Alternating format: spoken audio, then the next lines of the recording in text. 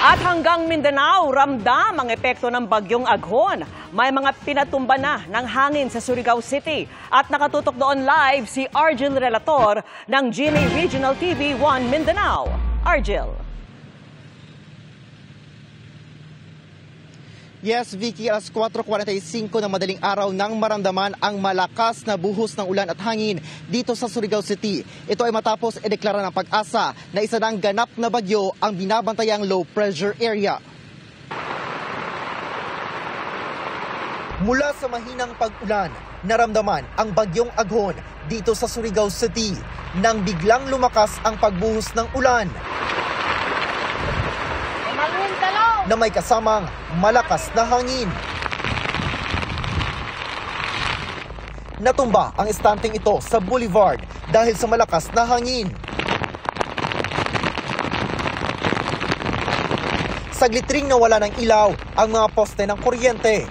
Mga isla sa Siargao, Ingonman, lanawan ang kuryente. Tumaas din ang alon sa dagat. Bago nito, alas 2 ng madaling araw, idineklara na ng Pag-asa na isa ng ganap na bagyo ang binabantayang low pressure area sa loob ng Philippine Area of Responsibility na pinangalan ng Aghon. Matapos isa ilalim sa Tropical Cyclone Wind Signal No. 1 ng Pag-asa, ang Siargao, Dinagat at Bukas Grande Islands. Agad na nagpatupad ang Coast Guard Surigao del Norte ng pansamantalang suspensyon ng biyahe ng mga maliliit na sasakyang pandagat mula sa mainland Surigao patungo sa mga naturang lugar.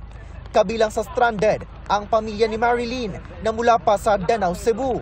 Magbabakasyon sana sila sa Dinagat Islands, ngunit malakas na ang ulan at hangin nang dumating sila sa Surigao City. Ang suroy, bakasyon, island hopping, di ka nang nagsakay naming barko nga kahibaw mi na low pressure. So, pero tutuloy pa rin kayo?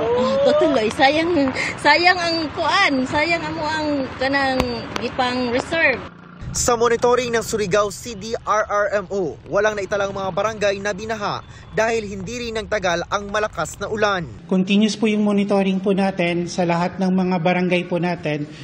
So tiningnan po namin yung mga flood-prone areas, landslide-prone areas. So far, negative naman po.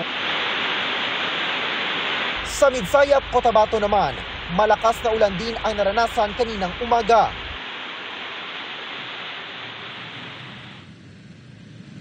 Vicky, bagamat panaka-naka na lang ang pag-ulan sa ngayon dito sa lungsod ng Surigao, ay hindi pa rin inalis ng Coast Guard ang suspensyon ng biyahe ng mga sasakyang pandagat habang nakataas pa ang Tropical Cyclone Wind Signal No. 1 sa probinsya.